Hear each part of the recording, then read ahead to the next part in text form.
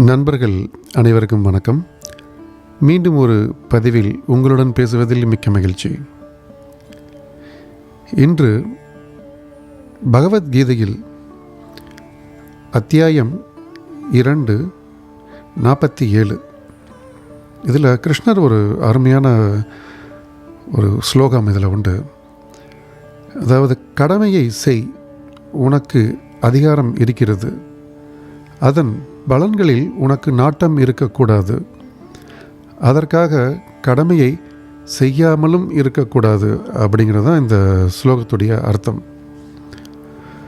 இதில் உண்மையான மீனிங், அந்த காலகட்டத்தில், அதாவது மகாபாரதத்தில் போர் நடக்கும் சமயத்தில் கிருஷ்ணர் அர்ஜுனனுக்கு கூறிய இந்த கீதையின் ஸ்லோகம், அந்த காலகட்டத்தில் அது அர்ஜுனனுக்கு ஒரு சத்திரியனாக போர் செய்வது அர்ஜுனனுடைய கடமை அப்படிங்கிறது தான் அந்த நேரத்தில் அதற்கு உண்டான விளக்கம்.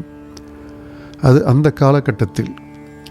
இப்போ நம்ம வாழ்ந்துட்டு இருக்கிற காலகட்டத்தில் இதை நாம் எவ்வாறு முதலில் புரிந்து கொள்ள வேண்டும், இல்லை எடுத்துக்கொள்ள வேண்டும் அப்படிங்கிறது நான் என்னுடைய சில குருமார்கள் எனக்கு அளித்த சில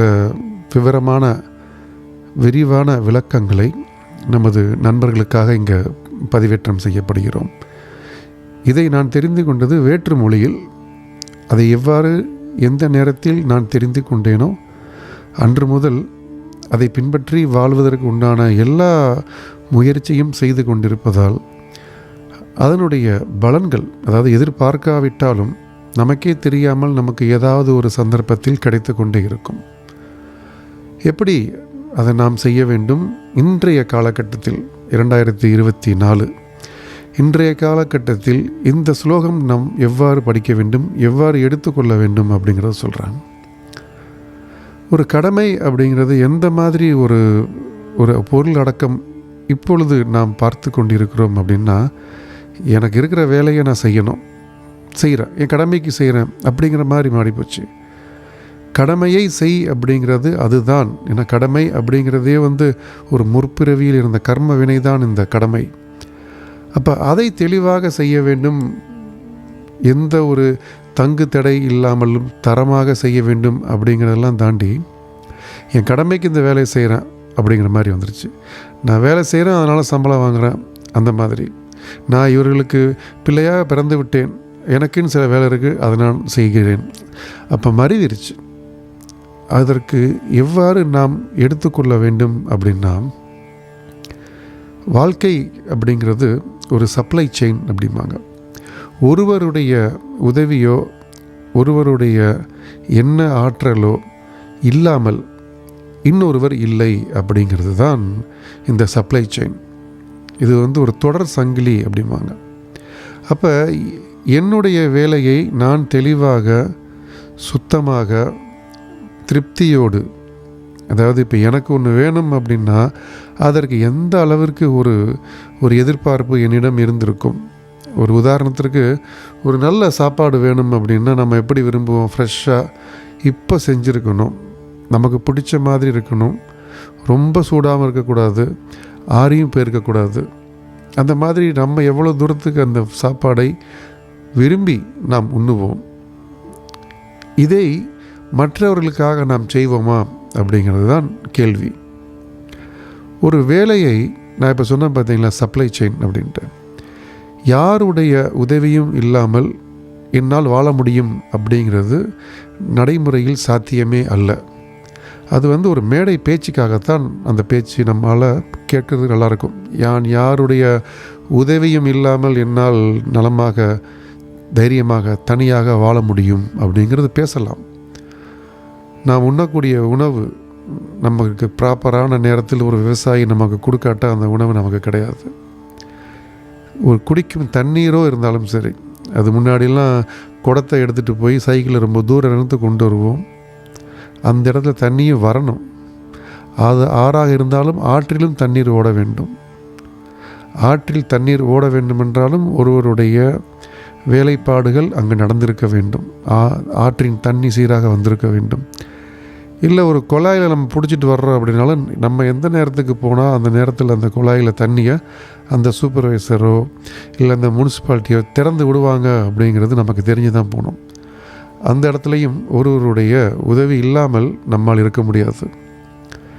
காய்கறியிலிருந்து மளிகை பொருட்களிலிருந்து வீட்டில் பற்ற வைக்கக்கூடிய கேஸ் ஸ்டவ்விலிருந்து ஒருவருடைய உதவி இல்லாமல் நம்மால் தனியாக இருக்க முடியாது.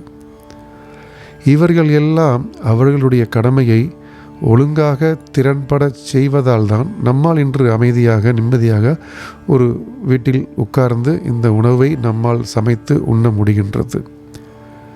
வேலை செய்வது அப்படிங்கிறது கடமை தான், கண்டிப்பாக அது இல்லை அப்படின்னு யாரும் சொல்ல முடியாது. நாம் செய்கிற வேலையை கரெக்டாக சரியான நேரத்தில் உரிய நேரத்தில் செய்தாக வேண்டும் அப்படின்ட்டு. அப்போ தரம் வாய்ந்த வேலையை நாம் செய்கிறோமா?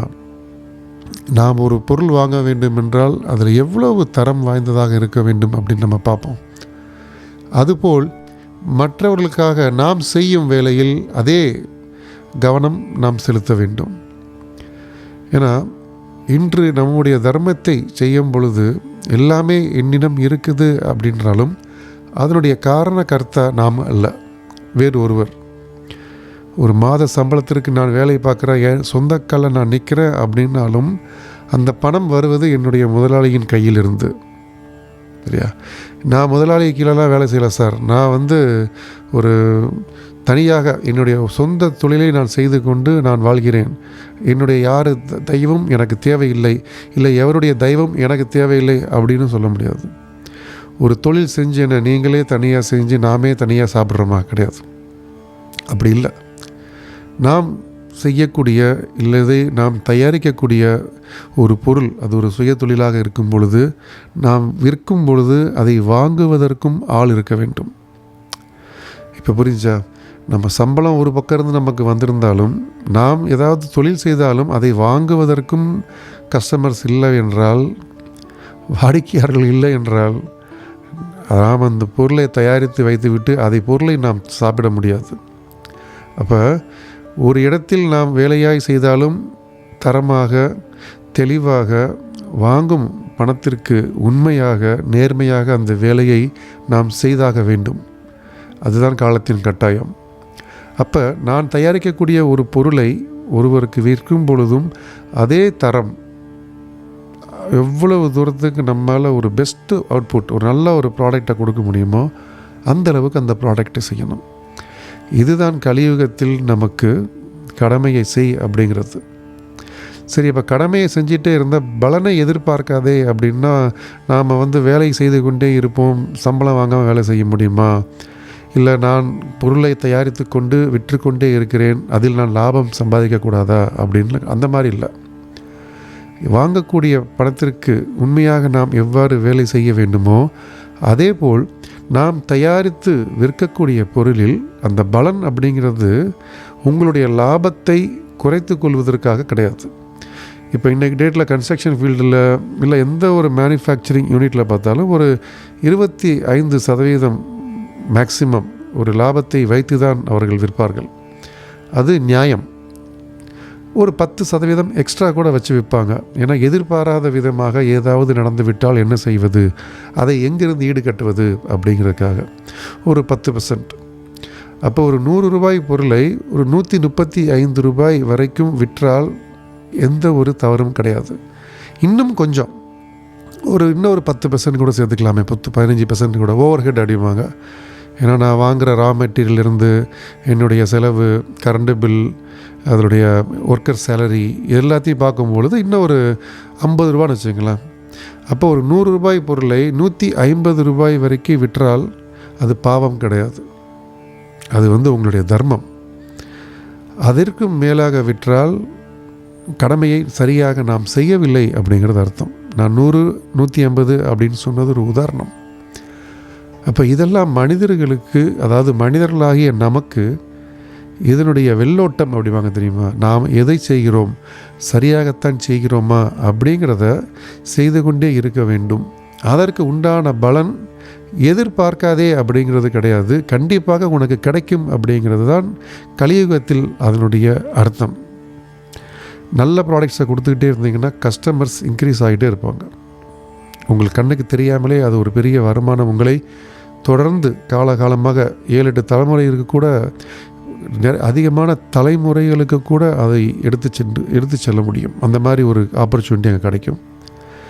நாம் செய்யக்கூடிய வேலையை ஒருவருக்கு கீழ் நாம் செய்து கொண்டிருக்கும் பொழுது உண்மையாக செய்து கொண்டிருந்தால் என்று எனக்கே இது போதும் வேண்டாம் அப்படின்னு சொல்கிற அளவுக்கு உங்களால் அங்கே இருக்க முடியும். இதுதான் கடமை. அப்போ தான் சொன்ன ஒரு சப்ளை செயின். நாம் செய்ய வேண்டிய வேலையை நாம் தெளிவாக உண்மையாக நாம் செய்து கொண்டிருந்தால் இன்னொருவர் மூலம் நமக்கு வர வேண்டியதும் கண்டிப்பாக தரமாக, சுத்தமாக, முழு வேலைப்பாடுடன் அவர் அந்த கடமையை செய்ததை நமக்கு வந்திருக்கும். இல்லைன்னா ஏதாவது ஒரு நாம் என்று ஒரு இடத்தில் தரம் வாய்ந்த வேலையை செய்யவில்லையோ நமக்கு வந்து சேர வேண்டிய பொருட்களும் தரம் இல்லாமல் தான் வரும். டிவி வாங்கினே 2 நாள் தான் ஓடும். அடுத்து நீங்கள் சப்ளையருக்கு ஃபோன் பண்ணி டிவி ஓடலைன்னு கத்துற மாதிரி இருக்கும். ஏன்னா அதான் கர்மா. நம்ம ஒரு இடத்துல கரெக்டாக வேலை செஞ்சோம் அப்படின்னா நமக்கு வர்றது கரெக்டாக வரும். நாம் இது போன்ற தவறுகளையும் குறுக்கு வழியும் செய்தால் நமக்கும் அந்த மாதிரி தான் வரும். அதனால் கலியுகத்தில் வந்ததே அப்படிங்கிறது கடமையை செய்வதற்காகத்தான். முற்பிறவியில் விடுபட்ட கடமையை தெளிவாக முழுவதுமாக எல்லா பரிமாணங்களிலும் குழந்தையாக, மகனாக, கணவனாக, தந்தையாக, தாத்தாவாக, நல்ல குடிமகனாக, நல்ல தொழிலாளியாக, இதெல்லாமே நல்ல அப்படிங்கிறதையும் தரத்துடன் இணைந்து நாம் செய்தால் நமக்கு நடக்க வேண்டியதும் எல்லாமே உலகத் தரம் வாய்ந்ததாக நமக்கு வந்து அடையும். காணொளி பிடித்திருந்தால் உங்களுடைய நண்பர்களுக்கு பகிரவும். மீண்டும் ஒரு பதிவில் சந்திப்போம். நன்றி, வணக்கம்.